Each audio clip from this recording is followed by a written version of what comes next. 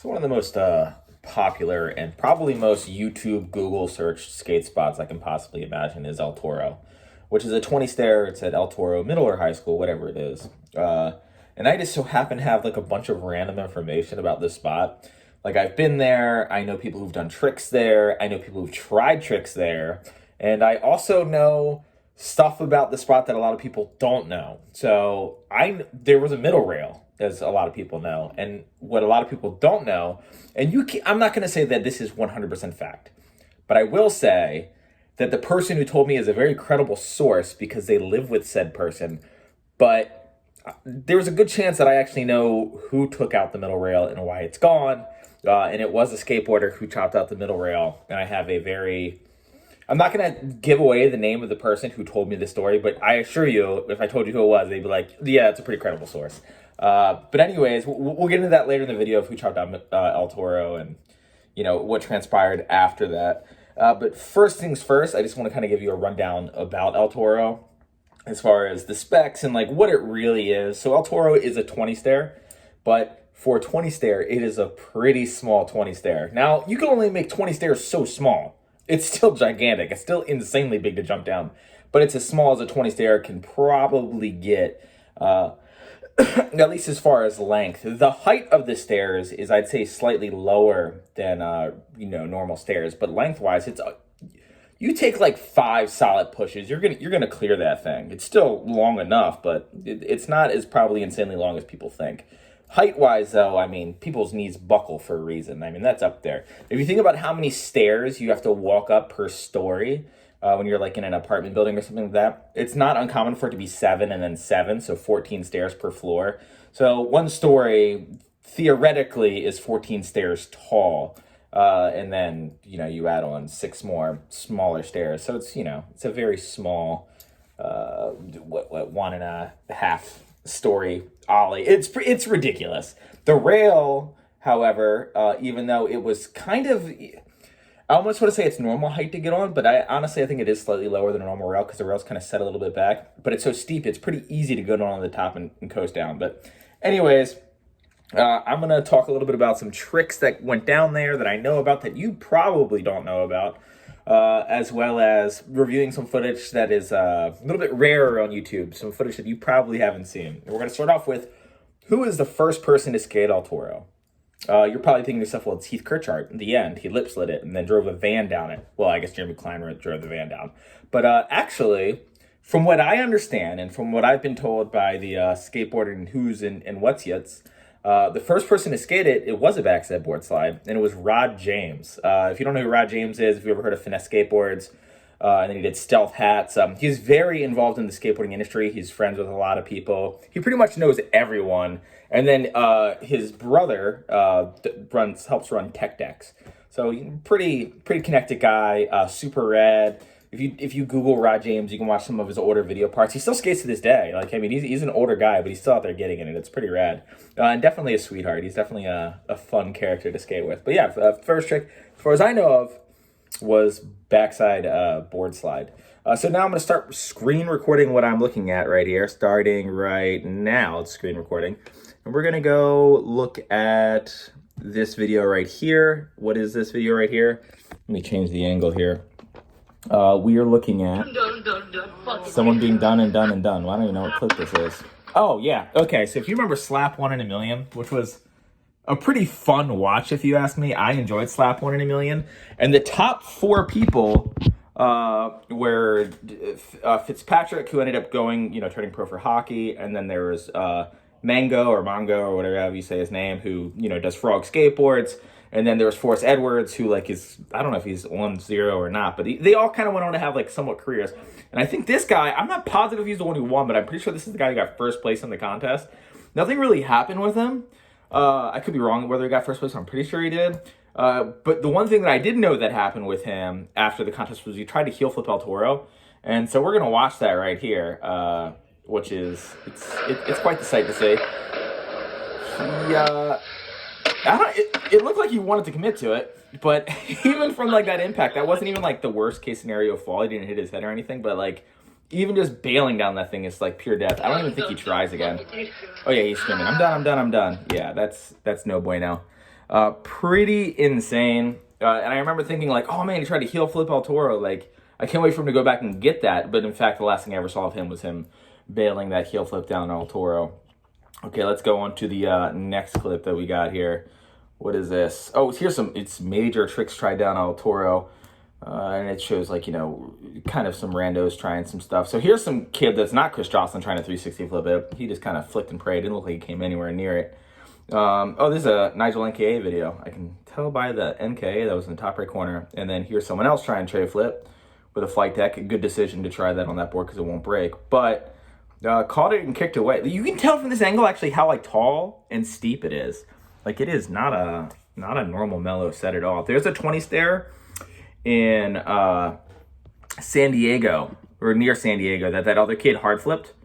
That's like it's longer, but not as tall, and which is more forgiving specs if you ask me. As far as if you're gonna do a flip trick down a 20 stair, I'd rather do the long one than this one right here because it's just more impact. But for the rail, obviously this one because the other one doesn't even have a rail. Now hard flip is one of those tricks that I think a lot of people expected to go down, and here's Dane Berman of all people trying to hard flip it. I don't even know of Dane Berman being a guy who does hard flips. I'm sure, I mean, he can do them obviously, but when I think of hard flips and who would try it down El Toro, it never occurred to me that it would be Dane Berman. It was always like, oh, well, Jocelyn, maybe Ryan DeCenzo, maybe that kid who's pro for Enjoy for jumping big stuff, whose name I can't think of, but he hard flipped the other 20s there.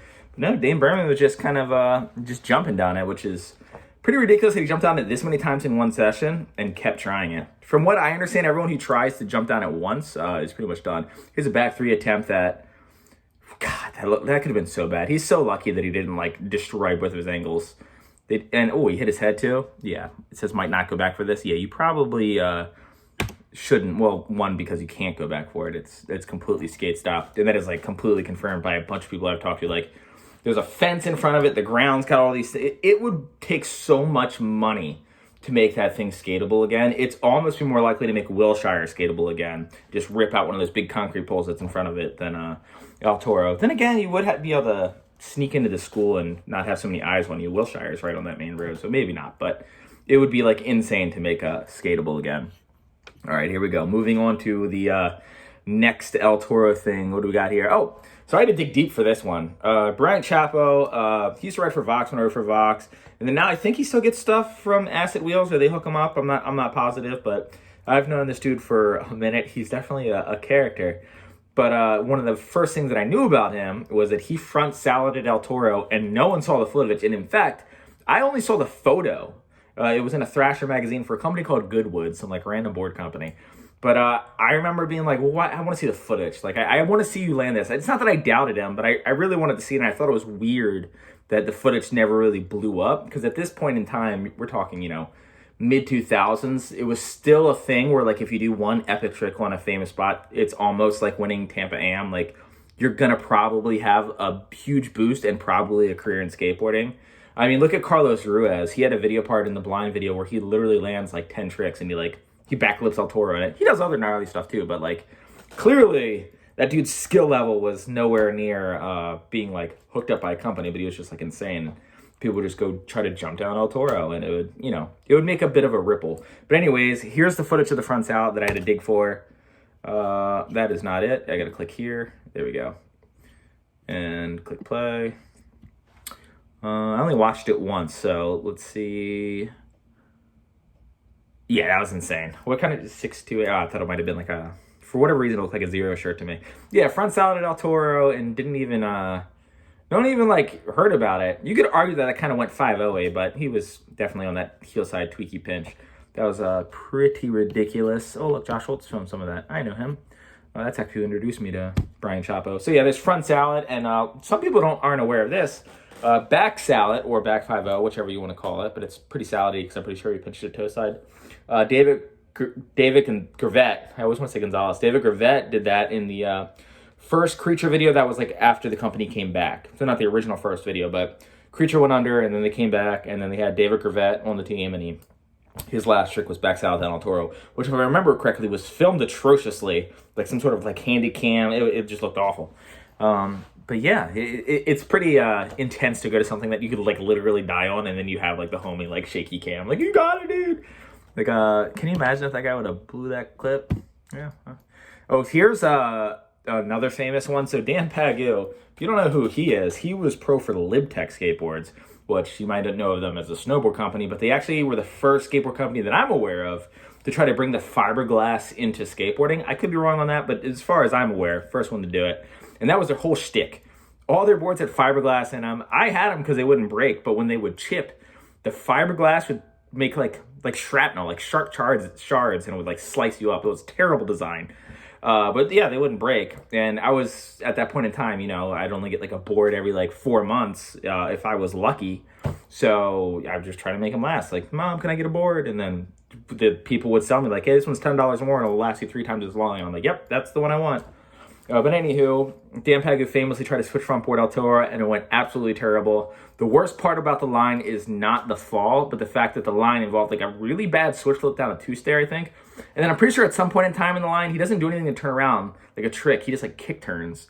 And then he switch all of a sudden, and then he's like pushing, I think he pushes switch Mongo at it, and then tries to switch front board El Toro. And he got so far out and gets so folded in fact, that a lot of people probably haven't seen this version of it because he tried it more than once. This is the first time he tried it. You can tell by it's a different outfit. It's not that famous goofy jersey that he was wearing. And he got away from this one pretty good. Like, he bounced off the rail. He wasn't that hurt. He ended up getting up. Everything seemed to be kind of fine. Probably just like scared him. But the other try, I'm not going to show you because I'm pretty sure it'll get demonetized. Oh, no, there it is. Okay. I had them. Oh my God. I'm sure it's so bad. It's like the worst fall. It's the one after that one.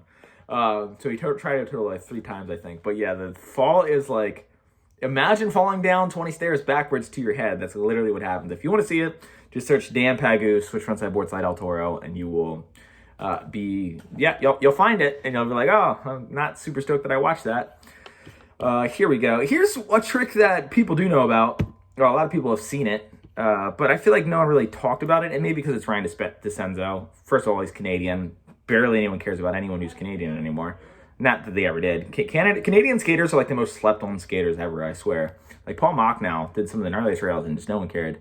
I guess you could argue that style was a huge part of that. And with Ryan DeCenzo, it's definitely a part of that. He doesn't exactly have the most tasteful look on a skateboard, but he's absolutely like, he's like a motocross rider on a skateboard. But here's his nollie down El Toro, which I always thought was really insane because it's not as gnarly as kickflip at all, but the speed that you would need to clear that thing with a nollie is pretty freaking ridiculous. Definitely gnarlier than I think a front 180 or a back 180, in my opinion, because even though front 180 and back 180 you land switch, those tricks are really easy to push. It'd just be so scary to try that nollie, because if you have to bail a nollie going that fast on something that big, you are bummed. Which will kind of lead me into another random trick that had a lot of us talking, at least for my generation. In the credits of That's Life, which was a foundation video, there's a guy in the video, I think his name's Gareth Stir. I think that's how you say his name. But he... Actually, I'm going to talk about something else about this guy. First of all, he skates to a song by Hot Machines, which is super rad, and it's impossible to get your hands on. If someone can find like an MP3 of that song they just skated to and somehow get it to me, that'd be awesome, because I can't find it on like anything. But anywho, he also is responsible for what, in my opinion, and also Josh Holt's opinion, as the worst line ever in a major skateboard video. There's like a 3-tier ledge thing, and he does like a front blunt on the bottom one, but like just kind of kick turns out of it onto the deck. Like front blunt, and then just like is all of a sudden on the deck. Like he like slipped out, but like kept going with it. And then did like a shove it up a 1-stair, lands, and then he like pushes and kind of like body barrel around pushes, and then switch flips off a loading dock. And nothing against that line in the sense that it's like, it's skateboarding, like, okay. But also this is a professional skateboard video with someone who's like, you know, he was an amateur at the time, but he did get a pro model board. And it was just like really bizarre seeing a line like that simple and also that tasteless in a you know, high-end skate video. It also reminds me of that Jamie Thomas line at that school in it's near San Diego. He does front nose to fakie on a ledge. I think that's what he has. Front nose to fakie on a ledge, then fakie half cap front nose slide to forward on a ledge, I want to say, and then tail slide big spin on a ledge. And it was just like, No, you know what it was? I think he did front nose to fakie and then kick turn and then tail slide big then. Whatever the line was, I just remember it was like really, really terrible. And I know a million people could do that line every single try. Anyways, Gareth tried to back 180 El Toro in the credits of That's Life, and I remember we were all talking about like, oh, is he gonna go back and get it? Like, why? I can't wait to see someone do something besides ollie down the stairs.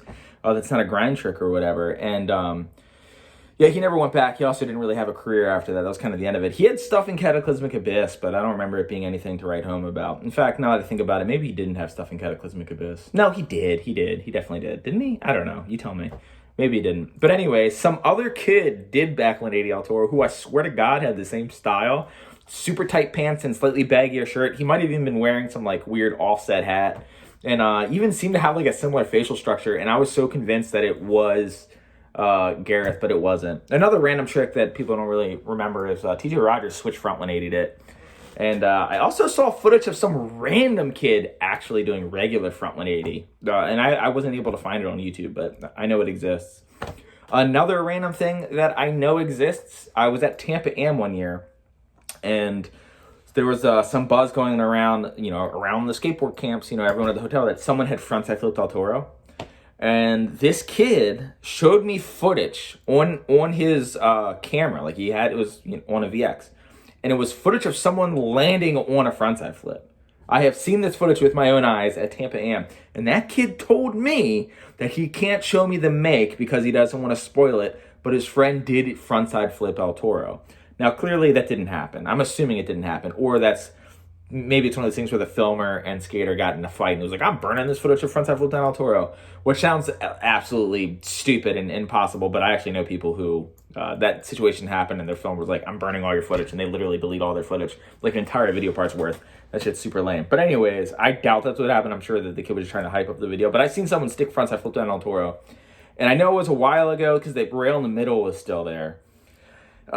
Which I guess we should probably get to. But before we get to that, let's talk a little bit about this right here. This is the Nuge, and this is the first person to jump down the stairs. And this actually has a pretty cool story behind it. Well, not the most interesting story, but evidently he was just like talking shit, and he was like drunk or whatever, and someone was like, yeah, no one's ever ollied El Toro. And he was like, I'll fucking do it. And then like goes there. And then his ollie's the first try. The first time he tried to jump down El Toro, he did it. Which, I mean, you think when it's something that big, you like God hopes it's first try, because if it's not, you're bummed. But, people have definitely jumped down that thing multiple times. I think Dave Paczynski, when he kickflipped it, I think that was like third try. And I think on the second try, he hits his head, which is insane that he kept trying. Another fun fact about Dave Paczynski's kickflip down El Toro, though, that not a lot of people know about, is that he did it on it was either a 7.5 or a 7.75 board. Super baby board. And to this day, he rides those crazy tiny boards. I saw him not that long ago at some skate park, and he was, doing those crazy flip in, flip out, stolly things that he does. And his board was like insane. Like, he could skate flat ground on my board, on his board. I think he was riding a 7.5. Like, it was pretty crazy. And the only other skater that I know that's riding like smaller boards like that I personally know pretty well is Zach Dolan. He rides but his is like an 8, so it's not even that crazy small. But yeah, small boards, especially jumping down something that big, like that's pretty insane. So El Toro being gone, the middle rail getting chopped out. Let's talk a little bit about that. The middle rail was much better than the two side rails in the sense of its like height and dimensions. And the rail on the left side, if you're rolling up to the rail on the left side, ends like half-ass in the grass. So if you were to do like a backside blown slide, let's say, you would need a piece of wood to ride away unless you like popped out early, which Lord knows no one's popping out early down a 20-stair blown slide. So no one really messed with that rail at all. I saw footage of some random kid board sliding it without wood, which was pretty insane. But for the most part, every trick that I've seen on the left side rail, they have wood. Someone crooked grinded it and backsmithed it. Back 50-50. Yeah, that's all I can really think of that was done on that side. And then, of course, the front side rail that everyone was skating before El Toro got completely destroyed was a little bit better because you kind of land on, concrete on both sides. That's why I got, front blown it. Which, if you want to watch the raw footage of that, my friend Josh Holtz actually is who filmed that frontside blown slide. And if you just search frontside blown slide El Toro, you can watch the raw clips of him trying that. And yeah, you should go watch that, because I'm not going to spoil anything for you, but you should probably go watch it. It's pretty interesting, that whole process. So the middle rail is the one that everyone skated. It was much better, and the story goes like this. I'm going to play this clip right here. This is someone trying to tail slide El Toro. And he comes pretty close. I'm pretty sure he sticks one of them. Maybe not, though. But I mean, tail slide on a round bar is pretty insane. That might be the closest that he comes. I'm not positive. Let's see. But you get to like land in like the middle of the concrete. There's no like grass to gap over. Also the rail on the right that everyone skates or was skating before it got taken out. At the bottom of it, kind of does this weird like thing, and it's absolutely terrifying. Yeah, that looked like it definitely hurt right there. Who is this? Drew Desort maybe, or is Drew Desort goofy? Oh man, he had that. That actually, interestingly enough, I do have to mention a quick Drew Desort story. I know I keep pushing off who chopped down El Toro. I swear I'm going to tell you. But Drew Desort backside nose slid El Toro, which in my opinion is like my favorite underdog trick that was ever done there. No one knows about it. It was in a skateboard mag thing. It was called Mag Minute. It was an old series that they used to run on their website. And yeah, Drew Desort's like ender of this like minute of footage is he backside nose slides El Toro. And I remember I really wanted to nose slide El Toro when I first moved out here like 4 years ago. Because I was like, I can sit on nose slides. I could just probably go slow and just like scoot down the rail on the left because middle rail was gone. But then I just like did a little bit of research to see if it was worth it, and then I found that Drew Desort nose slid, and I was like, motherfucker. But also not motherfucker, because it's like, oh, I'm glad I don't have to jump down El Toro. But okay, middle rail getting chopped out. Here's how the story goes. The person who tells me this story is someone who lived with this gentleman, and this gentleman is also known to have chopped out other handrails before. And this person his name is John Alley. John Alley was a professional skateboarder who rode for Zero Skateboards, and then Slave Skateboards, and I think he just had a re-release of a pro model on Slave Skateboards. And if you remember in the intro, if you're a bit of a skate nerd and you've seen Fall and Ride the Sky, you might distinctly remember Slash's part starting off with, it looks like he's trying to 50-50 this like 22 stair rail with like no run up, and he slips out and slides down the rail on his belly. And it's like a really gnarly slam. It was just like this square blue rail. Well, fun fact, he actually wasn't trying 50-50. He landed 50-50 before that try. He was trying front 5-0. And after that slam, he decided that he wanted to go back to that rail and 5-0 it. But that rail wasn't very far from black box distribution. And John Alley evidently went there and chopped that rail out. Just took that rail out because evidently there was some beef between Slash and John Alley. They're both from like Linda Vista or wherever the hell they're from, or maybe not Linda Vista. Wherever they're from though, that's where they're from, and they beef about it. That's what I heard. But I do know that they don't like each other. I just don't know necessarily the reasons why they don't like each other. So yeah, he chopped out that rail. Another story about John Alley kind of skates topping a spot is Sierra Fellers was trying a line in some bench spot. And I remember reading the story in a interview with Sierra Fellers where he tells the story, where he's trying this line and John Alley wanted to leave. And he just wasn't, he was taking a long time because it was a technical ledge line, and Sierra Fellers, he wasn't doing the most easy tricks. He was probably doing some like flip and flip out shit or whatever. And John Alley pissed on the fucking ledge, like pulled out his dick and started pissing on the ledge to make it so they would leave, which is like pretty effective, mind you. If you ever want to leave a spot, you just piss on it. But yeah, he just like pissed on the ledge while the dude was like trying a trick. So a little bit of a confrontational guy.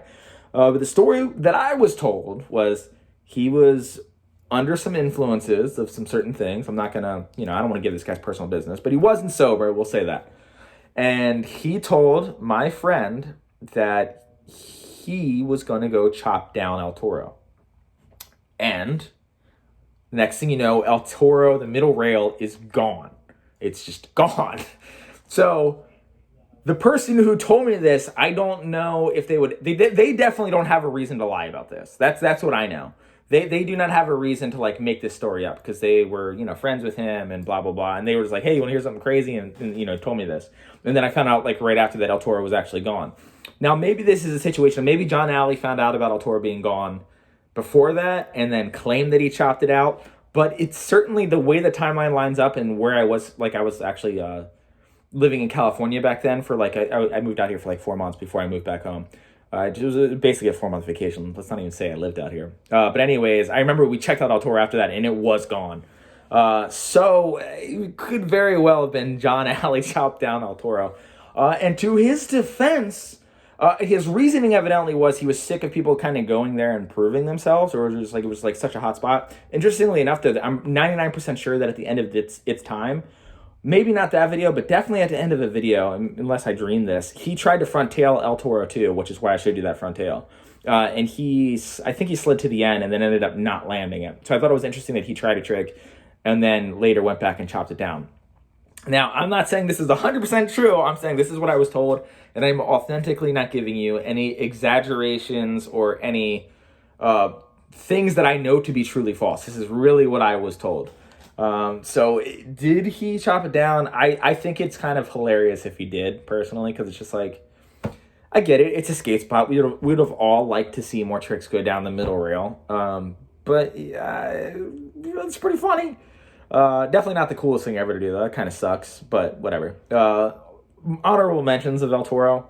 Firecracker by that guy whose name I can never say. I always say Matus Apis. I know that's not his name, but we're going to call him that in this video. Yeah, he firecrackered El Toro. Watching Ragdoll try to jump from one board to another and totally missing is always a classic watch. I mean, the obvious ones, like front crook and back tail are obviously both insane. I will say that between the two, a lot of people put front crook above back tail. But with front crook, I understand that when you slip into front board and front crook, like, you could get bodied a lot more, but you never get pitched backwards. If you slip into front board and front crook, you're likely to sack the rail or check your chest off the rail or something like that. But back tail, especially on that rail, because it is kind of skinny. Like, it's not, like, particularly skinny, but it's, like, a normal skinny handrail. You can get your wheel stuck under it. So you better, like, have your base plate up against it. And I could definitely see someone under-rotating a back tail, sticking and falling backwards, kind of Dan Pageauing it. And to me, that's just way more risky. That is a terrible, terrible idea. Two more things, actually. Switchboard slide down El Toro. I don't remember who did it, but someone did switchboard slide down El Toro, and I want to say it's in the digital everyday video. I want to say. I could be wrong about that, but it's in a video. And finally, the last El Toro story that I'm going to tell, that I know personally from a local legend, someone who we were all convinced was going to really have a career in skateboarding. His name was Fritz Hoffert. Super, super talented, especially like back then. Like his switch was as regular was a switch. He could do everything. I remember when Wednesday Woe first started, which might be a little bit of a nostalgia zap for a lot of people who are, been skating for a while. But Wednesday Woe was an old program that they had on Transworld when skateboard websites first started trying harder. Thrasher wasn't doing anything for a long time. Transworld was the first people to really do it, at least do it hard. But Wednesday Woe was like a clip of just like some amateurs, people no one's ever heard of, and he Nollie healed Glenburn E10, and we were all like, oh, he's going to have a career in skateboarding for sure. Like, we were all like super stoked for him. But he ended up getting on Element and getting flown out to California. And the way the story goes was he was supposed to be out there for a month, but for whatever reason, the second day or third day that he was there, he tried to switch Ollie El Toro, which is way before Nick Merlino tried it. I mean, we're talking like 2002 or 2003. Like, I mean, we're talking like nothing. Like, this is before Carlos Ruiz backlipped it. Like, this is forever ago. Like, this is Tosh Town and feebling El Toro old. And he stuck switch Ollie down El Toro, and his trucks broke through his skateboard.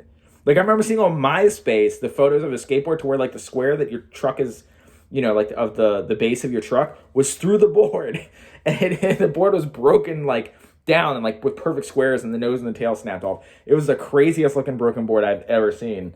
And obviously it destroyed his feet, and then he spent the rest of the trip there just kind of hanging out. And I'm not saying that's why he didn't have a career in skateboarding. I know some other stuff happened, but it would have been so amazing to see how different his trajectory would have been, because he was insanely talented, had that not happened, had he made the switch Ollie down El Toro, or at the very least, not gotten so hurt and been able to show the local people what he's really capable of. Because he was doing, like, he wasn't really a switch rail, or it wasn't really a rail skater, I should say, but in this video party, like, switch feebles a rail and switch lip slit a rail, and yeah, he didn't really skate switch like on rails or skate round bars at all. He just could. He was just one of those assholes who just whatever he tried, he could do. But yeah, that's my little El Toro history that I personally know. I might do some more of these videos because I actually have like a bunch of random information on the Love Gap. And Wallenberg, I have a decent amount, and I know I can get some more. I know a couple of tricks that were tried recently, which I wouldn't mind spilling the beans on. One of them did get landed, but I won't tell you which one. Or maybe Hollywood 16. These are all spots that I've been to and actually witnessed stuff firsthand go down. I guess, you know what? I'll tell one more quick story at El Toro. I told this story on my YouTube before, and it'll be really fast. I went there with Becker Dunn one time, and we were just to sightsee, basically. And I told Becker kind of jokingly, I was like, hey, if you jump on 50-50, I'll jump on 50-50. And he, took a serious run-up. And, I knew that if he was going to jump on it, I was going to actually try to jump on it. So, my palms are sweating, and I'm starting to get that rush, okay, we're about to, try something, and it wasn't even me taking run-ups. It was me watching him take a run-up, and the one run-up that he took was you could see it in his eyes. He was considering it, and Becker by no means is scared of stuff. So I really thought that day that I was gonna have to jump on it, but instead he was just nah, and I was oh my god, thank God. It was the most invested I've ever been in someone else's run-up, because I authentically think I would have jumped on 50-50, and it's the rail is low enough that I think if I did jump on the rail, I think I probably would have landed it, or at least got to the bottom, landed it, and slipped out, and definitely not tried it again. Even if I made it to the bottom and stuck it, and then got wheel bite and fell, I would not try to 50-50 El Toro more than once. But I did make the deal with him that I would. Then I would have tried it. I'm pretty sure I would have tried it, or passed out on the run up, whichever. But anyways, that's my El Toro spiel. Hope you enjoyed it.